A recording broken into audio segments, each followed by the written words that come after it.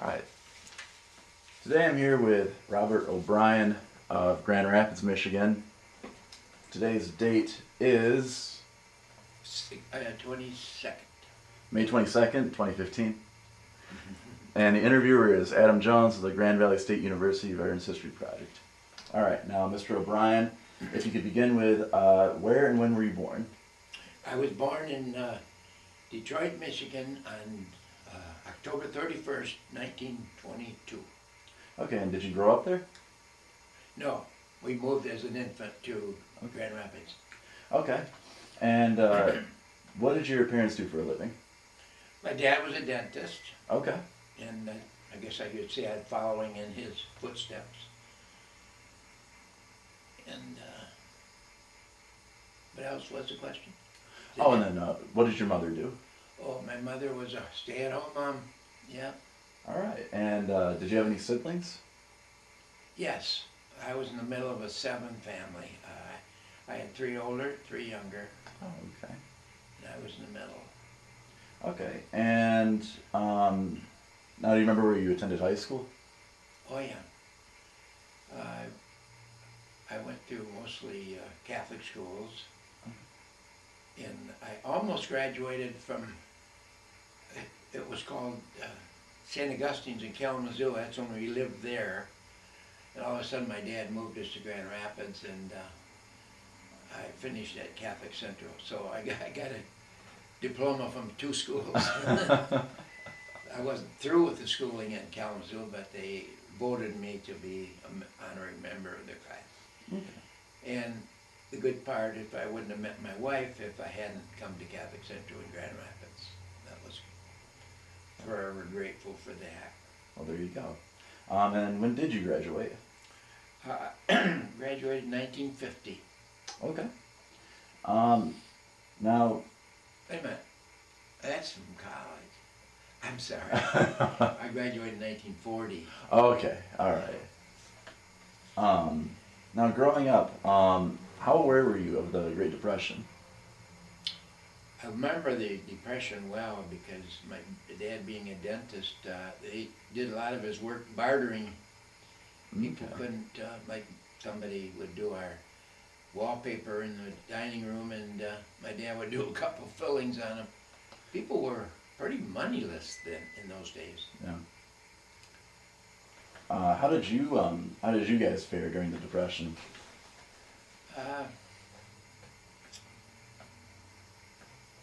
There was enough love around, that kept me going. I didn't know how much money we had. I know my dad didn't have a lot, even though he was a dentist. But we got by really good. It was my older brothers that did all the fighting. They were year apart, and here I come along, you know, about getting the car or something. Yeah. I had no opposition. I could drive, get the car and everything. But I think we got along as well as anybody in those days. Okay. And then also during the 30s, you start to see the rise of the Nazis in Europe, as well as imperial ambitions in Asia from Japan. Did you follow the news of that at all? Oh yeah. Yeah. Yeah. I was at college level, you know, 2nd year college, Okay. when Japs bombed Pearl Harbor. Okay. It was such an impact on all of us students. Yeah. Guys quit school the next day and enlisted. Wow.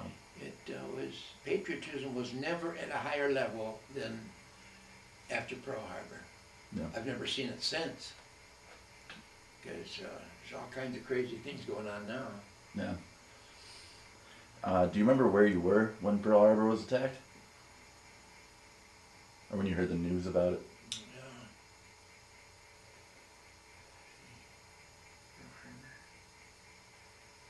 Well, I know I was home. I'm not away at school. I was going to a local college, so I would say all the impact hit us when we were at class at junior college. Okay. We all talked about, geez, you see what happened? Man. So I'm guessing that you probably attended what is now Grand Rapids Community College? It's community college now. It was junior college. Okay.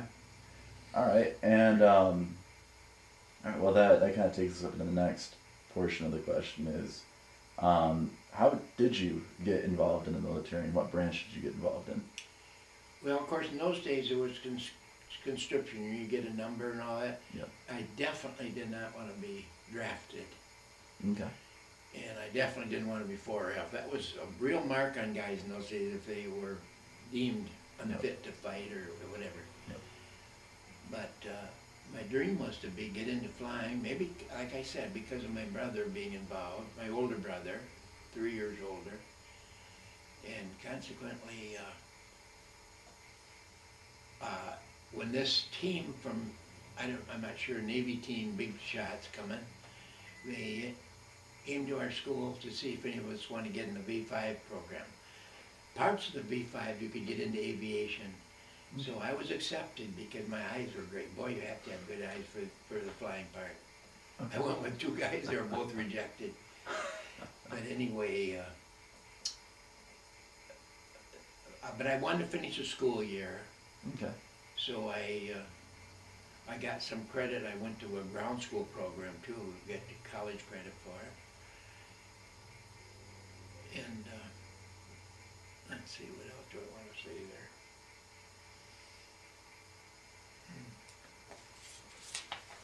Well, let's see. It says on here that you were commissioned. So did you? So you had to have the whole college education thing to be commissioned, correct? I didn't have a degree from college, Okay. but the training I had in chemistry, math, geometry, all that stuff, really made it training in the Navy Air Corps easy for me. Okay. Some guys were struggling because in those days they are taking a lot of guys. Yeah. It was easy to get into almost any service if you volunteered. Okay. So it worked out good for me that I did well in all the schooling. I went to 10 different bases for my training. In fact, I listed them all. And different highlights were like Bowling Green State University when I first soloed. Most pilots will tell you the absolute biggest excitement is when you first solo an airplane. I'm sure. Even guys that are flying thousands of hours for FedEx, or not FedEx, but Delta or somebody. And then at Iowa pre-flight, it's amazing the training we got, physical training at the University of Iowa. Okay. I was never in that condition again. Yeah, all kinds of good stuff. We had to get into major sports. I was in boxing. Oh wow. All that stuff. I felt really strong in those days, I know. Okay. Do you remember when you volunteered? I think it was 42. Did I write that down? I think it was 42. I had it here. Spring of 1942. Spring of 42, yeah. Spring of 42. That's when that team came, and that's when I enlisted. Okay. But I didn't stop from going to school or anything yet. Okay. And it just worked out great for me the way I did it. I'm going to put base on this.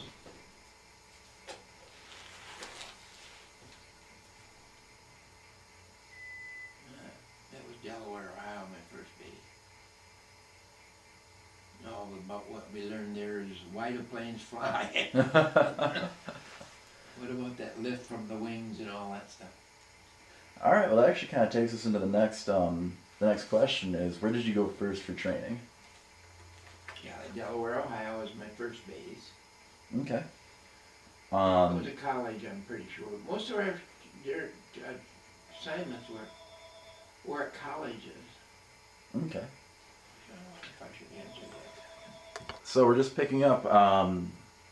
You're talking about your first stop for training was in Delaware, Iowa. Iowa. No, I'm sorry. Ohio. Delaware, Ohio. Ohio. Okay.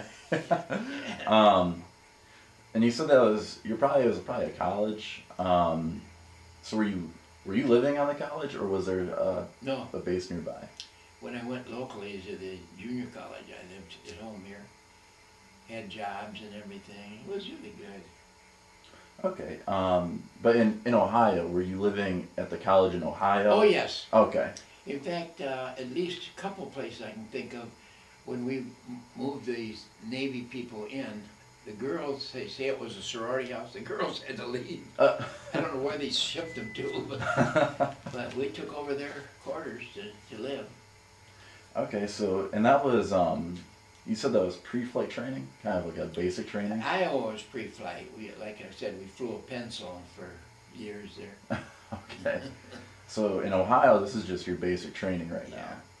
Okay. And then we went to Ottumwa, Iowa, where we started to get into airplanes that were bigger, like this one right here. Okay. That was 450 horsepower plane, and it had a lot of characteristics for training. All right, we'll make sure to get a picture of that at the end of the interview. Okay. Now, back in Delaware, Ohio, how were you received by the drill instructors there? At that time, the Navy would employ guys that were football coaches for major colleges and big shots. Okay. And especially I remember Iowa pre-flight, where they had the highest place I've ever seen with the biggest pool I've ever seen. And we come off the side like it was the height of a ship, you know. Okay. Jump in, and the instructor didn't have any mercy on you. Jumped in right after. It acted like he was panicking. Take you right to the bottom. And from our training, we had to learn to overcome him, bring him to the surface. Oh, wow. And that was great training, I always thought. And it was easier for me, being from Michigan, than like if somebody from Iowa where they have no rivers or no water much. And Yeah. all I can picture is those guys vomiting and everything. They got through, but some flunked out because they couldn't handle the, you know, maybe the physical contact you might have with the Japanese. Yeah. Oh my God, where I didn't bring that phone right in here. So you were just talking about your basic training and what you're kind of being introduced to. Mm-hmm. Now, in Delaware, Ohio, what were the type of men you were training with? Were they draftees? Were they volunteers? Were they older? Were they younger? I think they were all had a military commitment. Especially these guys that, like I say, they were successful in the athletic field, coaching and everything. And they were an integral part of our training, because that's part of my weak brain. I don't remember volunteerism helping us. Okay. But I remember a lot about it. We got a lot of good book learning, all kinds of books on flying and airplanes and stuff. Okay. Kind of nurture your desire to fly if you really wanted to fly. Some guys have found out that flying is not their game. And then they didn't find out then when we got into training, and they just couldn't do things successfully. They were terrible feeling when a guy gets washed out, you know. Man, feel inferior. But in fact, I was thankful. I had this one experience. In fact, I was going to mention it, if it's a good time to talk about it, I don't know. But it was at Ottumwa. In those days, there was two things at Ottumwa. One of them was we landed on mats, so there could be about 4 planes or 5 planes coming in at the same time, wider than a runway. And this guy that was the same name as me, Raymond J. O'Brien, he was coming in for a landing, and another cadet was landing behind him, going a lot faster. And he came right along, and his propeller cut his right leg right out. And I didn't find out about it till I went to sick bay the next day, and he says, hey, you better check with public relations. Somebody said your name is the one they said had the accident. And sure enough, they did. They contacted the Grand Rapids Press and said a local boy lost his leg in an accident, and they found out that it was a mistake, and they let my mother and I meet in Chicago, so my mother could confirm I still had my leg. But that was something. And then the other thing I was going to say is when we were flying at Aoya, and at the same base with the Stearmans and biplanes, and the instructors gave us a last lesson before the night flight, except they were doing it, it was still daylight.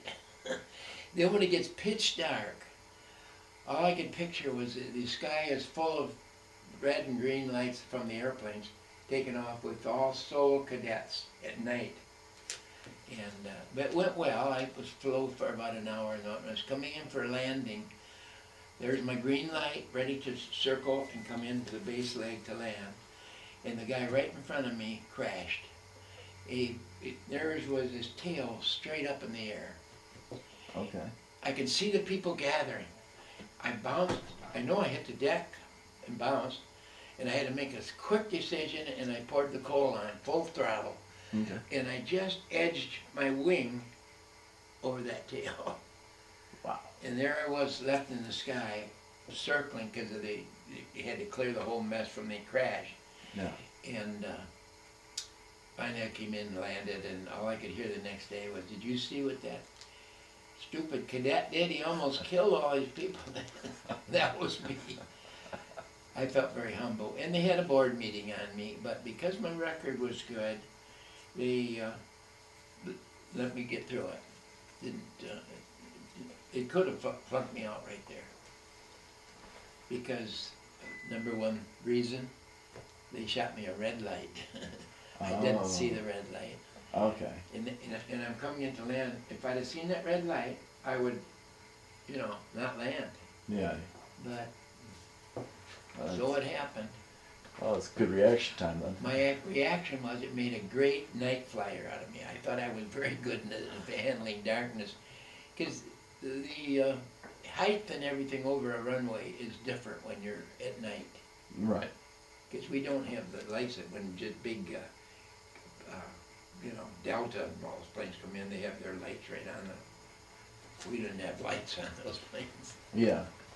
And we didn't have radio contact, or they would have told me. So we just had light system. That was the bad thing. Maybe they got it afterwards. I don't know. They might have realized that can happen. That you don't always see the lights and everything. But it was something, those two issues I got through that were quite interesting. Okay. In a good way, because I got through them. Well, it taught you something. Yeah, I taught very much, learned something there.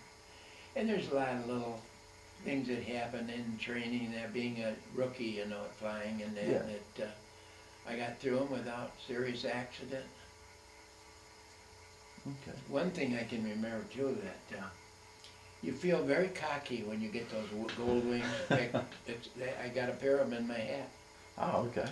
I mean, I think that's the only pair I got. But when I was up in Whidbey Island, where my final destination was a squadron in Whidbey Island, off Washington. You ever hear about? Actually, yeah, I have. Yeah. Yep. Beautiful big island. We had a land plane and a seaplane base there. I was land plane with this kind of plane. And like I say, we kept getting our orders canceled, which kind of told us all that the war was winding down. They didn't need us. Okay. We were ready to go. We had rocket runs and gunnery practice. I still remember coming in at night for rocket runs between mountains. Mountains have no lights on them. Mount Baker Range is right north of Seattle there. I love that Seattle area. It's a beautiful area. Fishing, everything is so good there. But anyway, I went out to the flight line one day, and there was SB-2C Curtiss Helldiver, and that's this plane. That's a picture of me flying in it. And and I was cocky enough to think, I can fly this airplane. I didn't even get a cockpit checkout. I just looked over the cockpit itself, got in and took off with it. Then I had to figure out, geez, how do you get the flaps down? How do you get the wheels down? It was stupidity, I think. And then I come in for a landing in an auxiliary field, which they have a lot of them around for guys to practice touch and go landings. Yeah. And I come in for a landing and spun around like that. And I'm only 5'7", and I realized, you know, you dummy, you're too short, you can't see out good enough. So I cranked myself way up and never had a problem after that. You can, your perspective then, you can see down. Yeah. So and before I was way down. But anyway, it didn't hurt the plane at all. I took it off again, took off with it and stuff. So you didn't get any trouble for No, that. Nobody knew that. I Oh. was alone. These fields are used by the cadets, or I was an officer then. Oh. Okay. Ensign. I was an ensign. That, but I like to say, I think there's an inner cockiness to it. Okay. Now going back a little bit, when you're getting basic training, was there a big emphasis on the whole spit and polish, discipline, following orders thing that you kind of, yeah? Yeah, there was. Okay. And how did you adjust to It that? prided itself on, you know, there are times when you have to wear that tie and Yeah. all that stuff. No beard, nothing. And how did you adjust to that? I was so, like putty, whatever they said, Okay. jump, how high, you know, I Yeah. just did it. Okay. My driving force was I wanted to get through the program Okay. and with a good record, Yeah. and that's the way it worked. It's understandable. I was not a guy that, and that's my nature even today. I don't want to upset the apple cart for different things. Yeah. I think the authorities that are telling me to do this or that know what they're doing, like instructors at dental school. Yeah. I followed suit to it because that would made me a better person for the program I was in. Yeah. And how long did the basic training, how long did that last?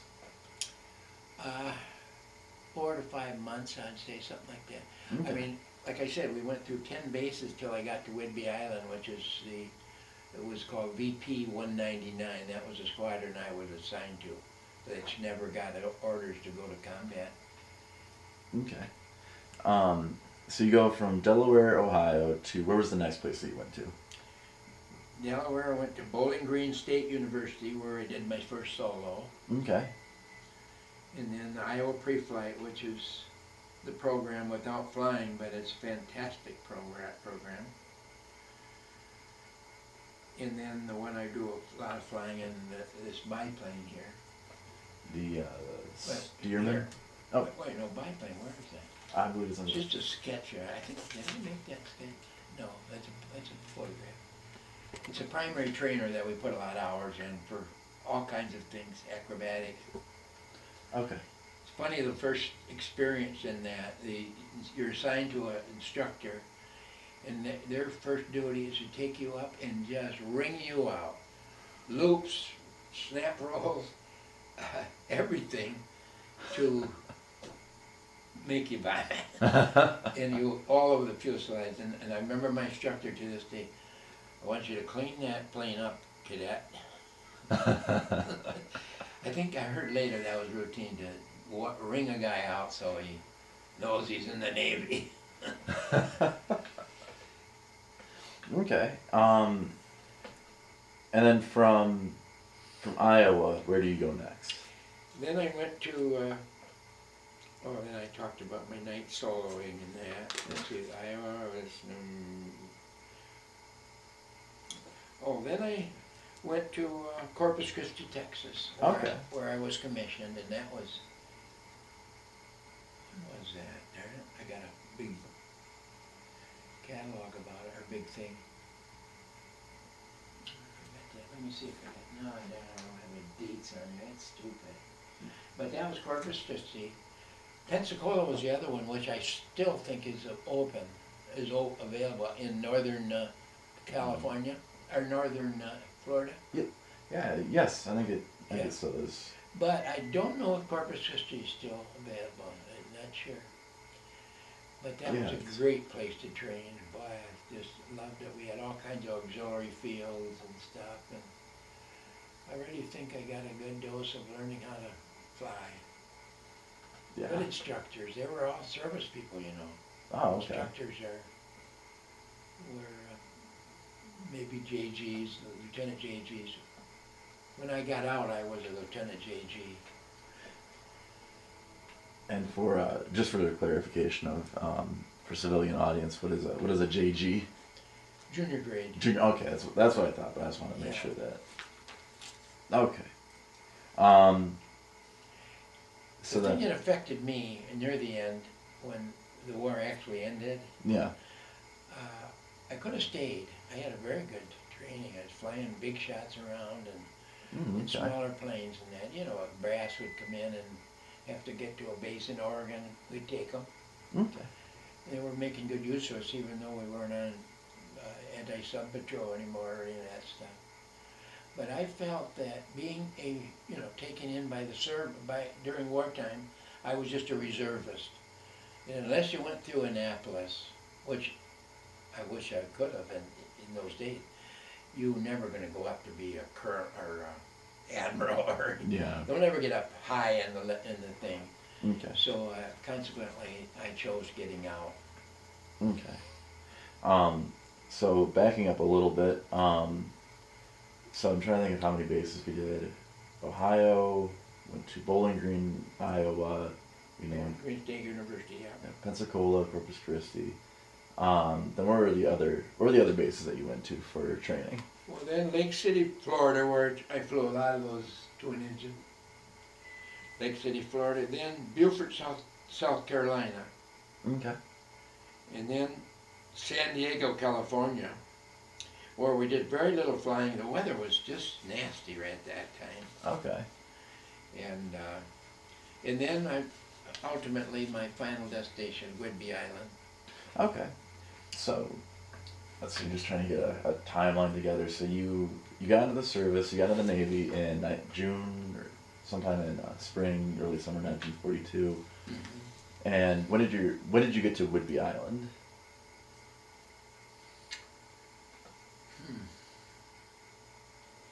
Why don't I have dates on anything? Well, you said your training took about 4 or 5 months, and that was Yeah. all of it. Yeah, of the 10 places I was at, it took up about, and there I don't have a complete record of it. I know at least 3 or 4, 5 might be on the outside.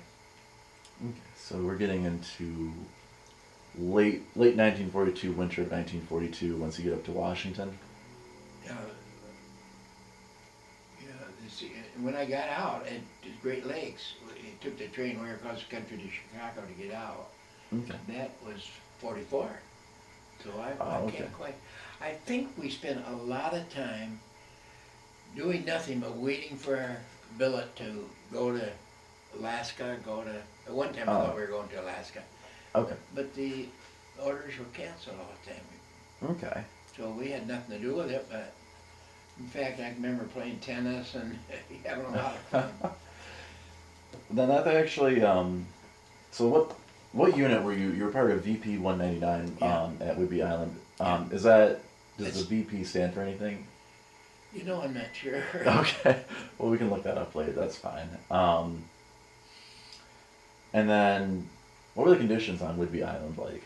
Was it fairly built up, or was it pretty basic? Well, I know there are 2 main bases, the land plane and the seaplane. My buddy was in the seaplane. He flew those PBYs. You know that plane?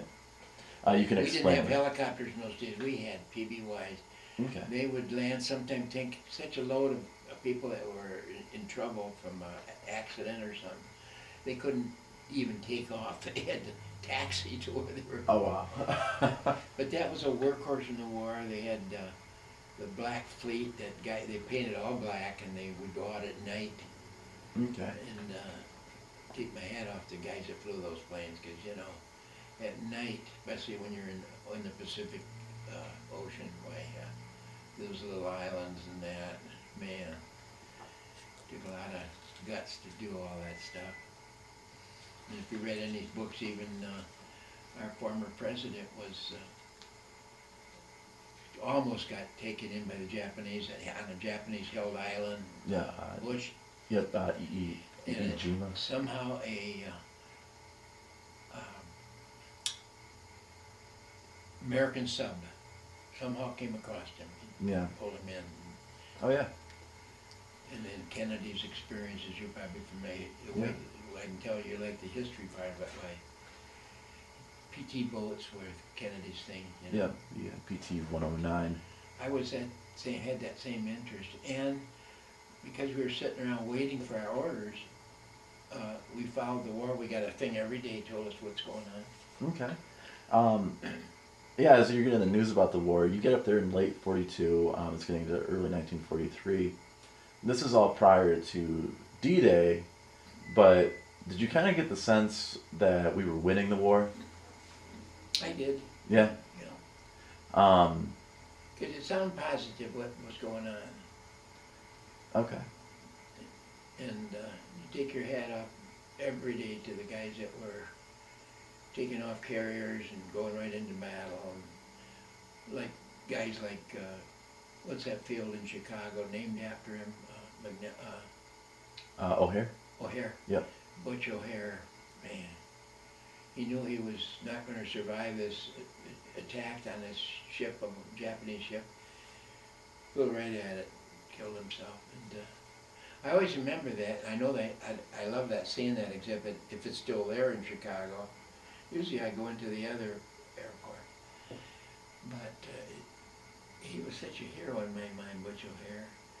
And I always remember it said that when his kids get old enough for college, they're going to put him through free. I always wondered, did they get a free education? Yeah.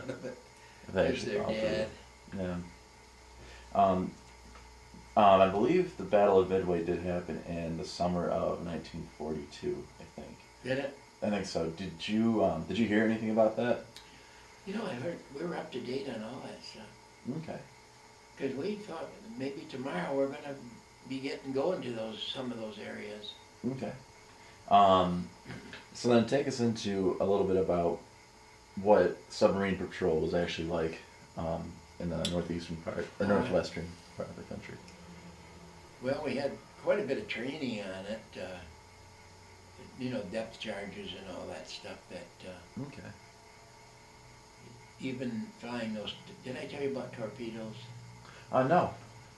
Yeah, one of the things I got into when our ship, when our squadron didn't get the call to go to action was I got into a torpedo unit where, and they don't have Bombay on this Helldiver, but they strapped it to the bottom of the fuselage. Okay. I know the tail fin was like this far from the ground. And then I'd meet these guys at Lake Washington. Okay. And with a torpedo on me, and then I'd drop it and they would trail it and, you know, see it and make sure the mechanism goes straight and narrow. Okay. Because if it deviated or not, they had to go back for service, that mechanism. Okay. I enjoyed it because after I did my dropping the fish, as I called them, I had about a half hour more before I had to get back. And Puget Sound is full of islands. I love to fly around them all. So it sounds like you had a pretty enjoyable experience up there, in that. My experience was very good. It's just the way it happened to me. These guys that enlisted right away, like when the war broke out in Pearl Harbor, a lot of them were killed. Yeah. My wife dated a guy that was killed, Wally Wood, I think his name was. She was at junior college with me. Okay.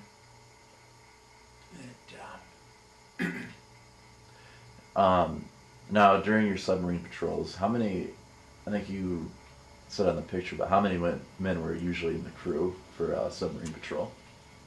Just our plane, we had 3 crewmen. Okay. In my first pilot, or I was first pilot, and the patrol plane commander.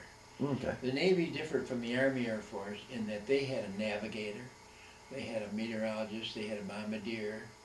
Okay. We, as pilots, were trained to do it all. Oh wow, okay. We would read the sunshots and all that to locate ourselves. Yeah. Because a lot of the things were radio silence in those days, and we had to practice it. You couldn't violate the sound thing. Maybe radio discipline or Yeah, something like that. yeah. Yeah. Because you could be detected if you did that. All Yeah. that stuff they had even in those days to find out who's around. Now, as you're flying patrols, I think you mentioned before the interview that you didn't see any Japanese submarines. Never. Never. I saw, but maybe we had a hookup with some of the American subs, which Yeah. inform us that they've noticed there's something in the water somewhere that Okay. might be a Japanese sub. Okay. Now up there, I mean, it's 1942-43, so the war is going on. Was there still concern though about the possibility of a Japanese attack on the West Coast, or did that fear kind of? There was that feeling. There was, okay. They had, I think they found out, at least later, that there were little mini subs and stuff in the waters going into San Francisco, something like that. But just scouting, they didn't reveal themselves to being, you know, because they would have been blown out of the water by our defenses. Yeah. I mean, you hear, because you do hear stories about U-boats being incredibly close to the Atlantic coast, and they would torpedo a ship pretty much as soon as it left American water. And there was another incident, if you remember it, where the Japanese managed to firebomb part of Oregon. Mm-hmm. Did you hear anything about that? I don't remember it. Okay. Let's see, what else? So you're going through the time up there. Let's see. Now, were you able to? You said that Whidbey Island was pretty close to Seattle. Yes. Okay. It used to be, had to get to it by boat, and then they built this big bridge connecting. Okay. In one incident I remember, I was one of 3 planes in the air, and there was a sighting that some plane flew under the bridge, which I never thought would be a big deal. It's a pretty high bridge. Yeah. But I was accused of it. I didn't do it. Right. Some people still think I did it, but I didn't do it. And Anacortes was a town there, yeah. I just liked that area.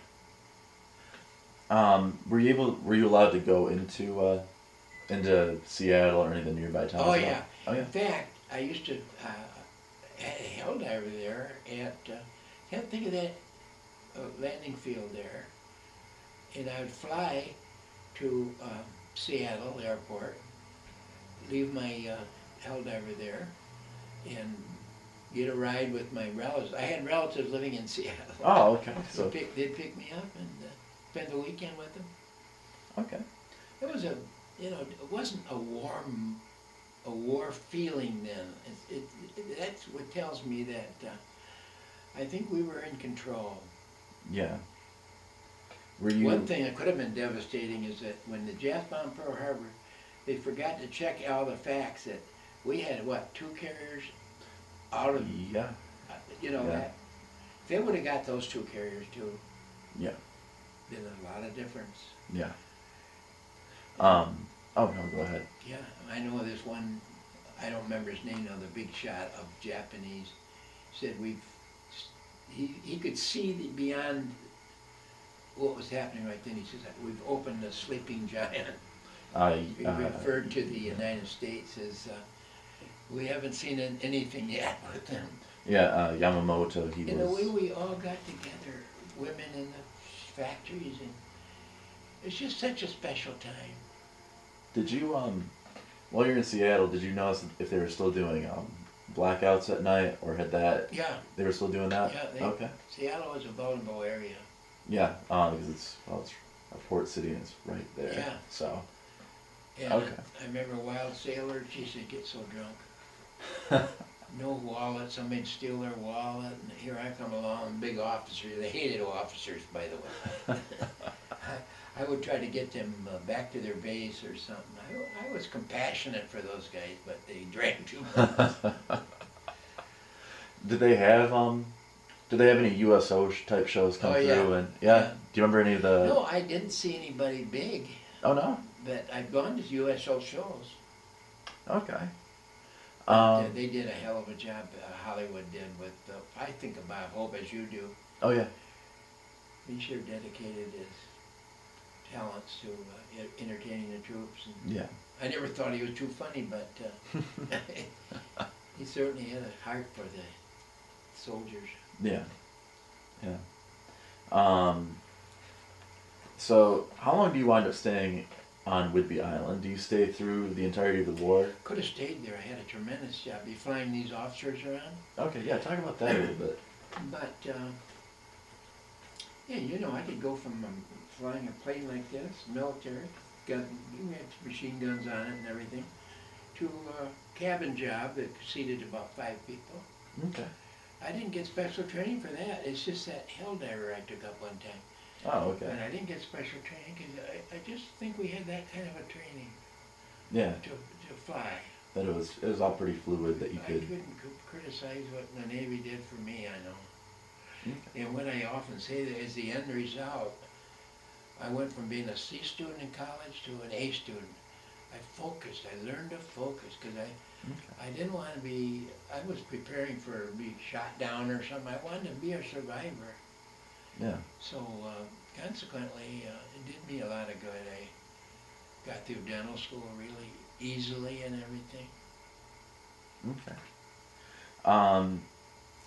So let's see. You're doing the job, flying high-ranking officers around, and then you did mention something about getting back in 1944. So did your service end before the war ended? No, I was still attached to the service. I was still commissioned and everything. Okay. I think I was separated when I went back to Chicago for Great Lakes. Okay, so you were reassigned to Great Lakes Naval Station? Yeah. Okay. I got orders. I might even have them somewhere. It said you have been terminated, and although I could have stayed. In fact, when I was at dental school, Girl Seal had reservists. Oh, okay. Spend 2 weeks of summer, a year, and keep up. They get a flight pay and all that stuff.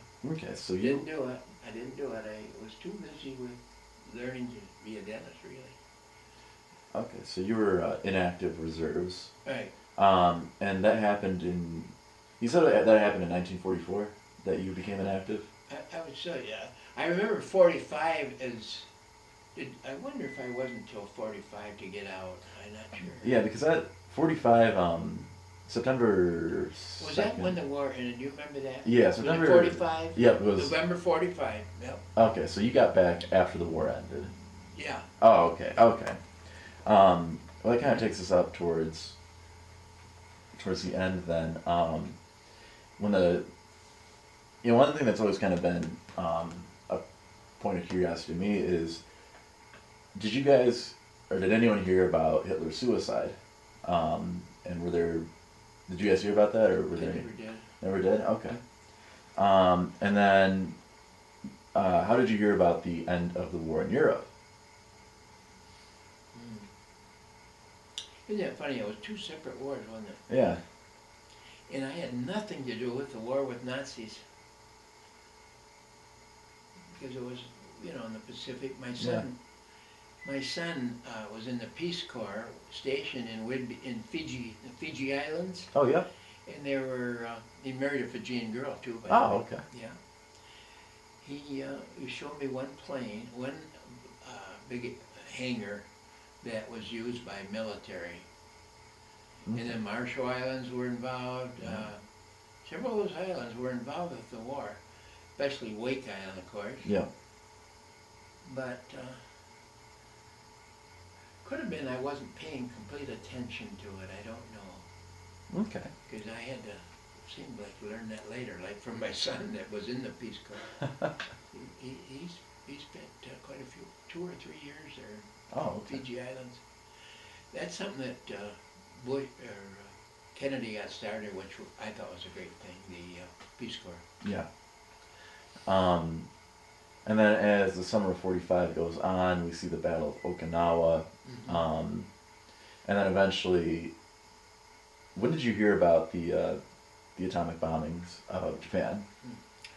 Well, I certainly heard about it. I don't know if I had an opinion on it, because I felt that, I thought a lot of Truman in those days. Yeah.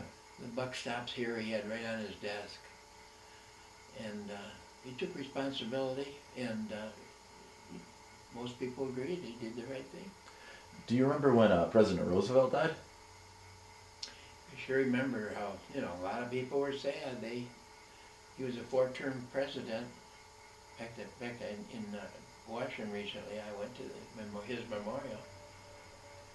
He always kept it quiet that he was paralyzed, right? Yep. From the.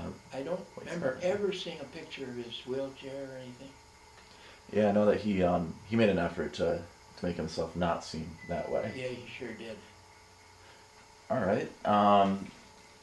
And then, of course, after the atomic bombs, Japan surrenders. What was your reaction? What were the reactions of everyone around you that the war was finally done? Oh man! And of course, I was still on Whidbey Island, but Right. we really celebrated. It was just unreal. I had bought a car up there, and Oh, okay. I like to say Model A, but maybe it was a Model T. I'm not sure. Model T, you had to crank it to get it started. Oh, yeah. In front. But that plant, well, we had you couldn't buy tires. If we had, and I always went with guys, so if we had a flat tire or anything, we had to fix it right there. I think we had kits, Oh, wow. kits or everything. Yeah. And the brakes were never good. You turned down the wrong road in Seattle. Seattle had hills going like that. Okay. We just, it was fun. As we look back, it was fun. When I finally sold that car, I sold it for more, the first offer was more than I paid for. They were just really rare cars. Yeah. Even more so now. Yeah. Okay. So, you said your time at Whidbey Island ended in about November 1945. I would say right in there. Okay, and then you took a train back to Great Lakes Naval Station. I still remember that train ride. It Okay. must have been in snow, Okay. because I remember that snow going through the Dakotas, right up to the top of the telephone pole. Oh, wow. But just think we did all that, a lot of it by train. When I enlisted, we took a train to Iowa, a train to Ohio, Yeah, how were the train rides? Because some guys said that they had I it liked pretty. them. Yeah. Yeah. Yeah. Some guys said they had it pretty well. Others said that they would basically kind of refurbish. That pretty well, though. By mistake, they booked this one guy and me in the same, what do you call those, little Pullman berths or something? Yeah. He says, don't worry about it, I won't be going to bed. He's just out catting around. So it kind of worked out for you anyway. Oh yeah, I got the thing all by myself. Okay, so you get back to Great Lakes Naval Station. You get discharged in November 1945. Went right home to Grand Rapids. All right, and you talked a little bit about your life after the war. Is there anything else you wanted to talk about with your life after the war? Well, I know I was looking for jobs, and my wife was a physical therapist from, she graduated from Mayo Clinic. Okay. And I wanted to get in her field. Men became heads of departments in those days. Right. Well, now it doesn't matter. Yeah. But I didn't, must have changed my mind because I didn't go forward with it. But I certainly applied to dental school, and just, I couldn't tell you how thrilled I was when I was accepted. Yeah, and the same feeling when my sons were accepted. And my grandson is a dentist now. Oh, okay. So we got they call it 4 generations or something. Three generations of dentists, yeah. Of dentistry, yeah. Very nice. And then. But that's when my wife comes into view, because we started dating, and seriously. Yeah. And I think you mentioned that you've been living in the area for 66 years? Yeah. Yep.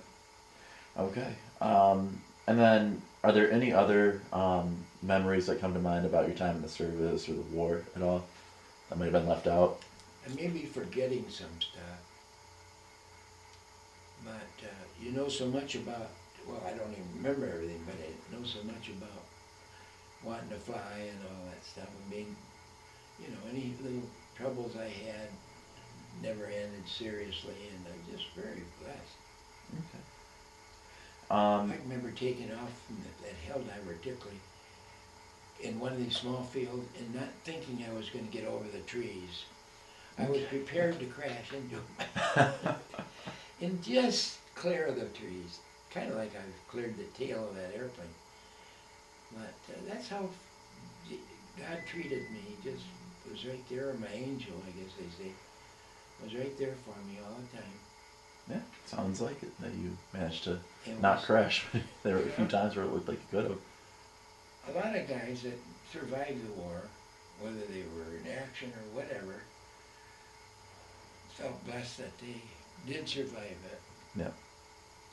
That actually does bring up one question I forgot to ask back about training. When men start flying, were there a lot of accidents with flying? Especially those rocket runs through the mountains. Yeah.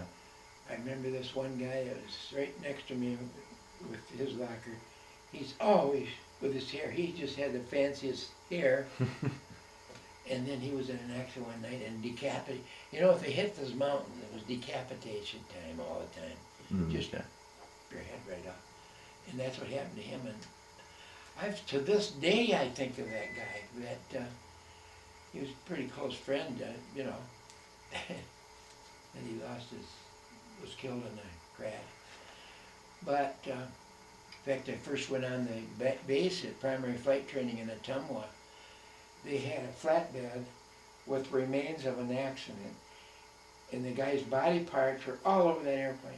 Oh, They would have wow. had to, in my book at the time, and what I was thinking, they'd have to bury that airplane to bury the guy. Oh, wow. And that was a bad impression on me, my first Well, yeah. efforts to get to Ottumwa. But it all was all the better for me. I mean, I liked Ottumwa. It was a good base. Okay. And then are you? I see an American Legion magazine. I know that you went on the honor flight. Are you part of any other veterans organizations besides? Are you part of the American Legion? That right there? Yeah. Yeah, I'm part of that. Okay. And then you just recently went on the honor flight to DC. Yeah, and that was a great experience. I did not look forward to it. I didn't know what was coming, but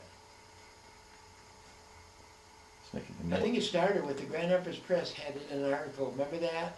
Oh yeah.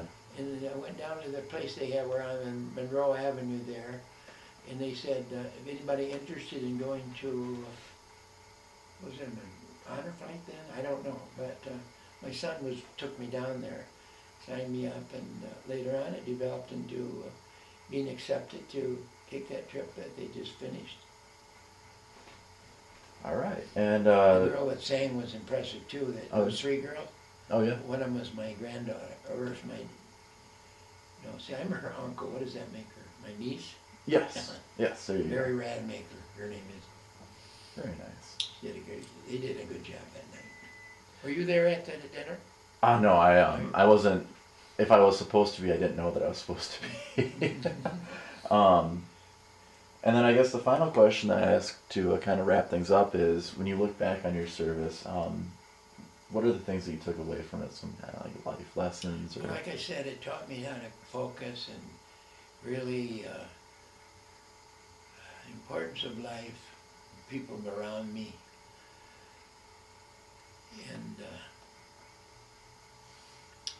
and of course the GI Bill came along. I mean, talk about being blessed. I never paid a nickel for dentistry, chief. oh wow, at Michigan. That's a GI Bill. yeah, They still have the GI Bill, but I don't think it's near as good as today.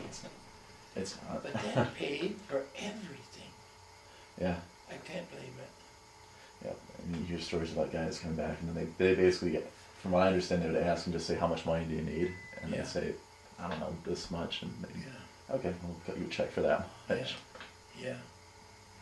But that was just I don't know. I tend to be very thankful now that I'm not gonna live too much longer. I've got heart trouble and the dizzy spells come on, and now all this time right now I don't feel dizzy. Isn't that funny? Yeah. When didn't quite get here yet, I said, God, dizzy. But it goes away on me. That was wonderful. Well, glad that it did, and glad that you were able to tell your story, and it makes for a great story. So, thank you very much for Well, being it's a different story. If you find some guy that was at NZO or Battle of the Bulge or something, their story would be completely different. Oh yeah. I never had those experiences, but I was one of the group. Oh yeah. I spent the time, because of my age, I came right along when Pearl Harbor came. Well, and it makes for a different kind of story because we don't, I haven't seen a lot about the men that were stateside while the war was going on. I mean, you hear a lot about the guys that were overseas in the direct theater, but you never really hear much about how there were defensive elements that still had to be kept in the United States. Yeah. I know I mentioned earlier about the guys that were 4F. That was a humbling experience. You wanted to go, and if I no, but you got this or something, we have to reject you. Yeah. They went home very sad. And I liken the same thing with the guys that were instructor washed them out. Yeah. And geez, you wanted to fly the worst way, but what you have to look at it is the instructor saved their life. Yeah. Because they weren't flying material. They weren't ready to fly, and it could have cost them their life. And it could have cost them their life. But they didn't see it that way for sure. Well, all right. Again, thank you Hi. Well, I think that. I have no idea who that is, but isn't she cute? Well, I think that wraps up the interview. So thank you for the interview, and thank you for your service. I enjoyed seeing you, Adam, and really, this is Adam Jones.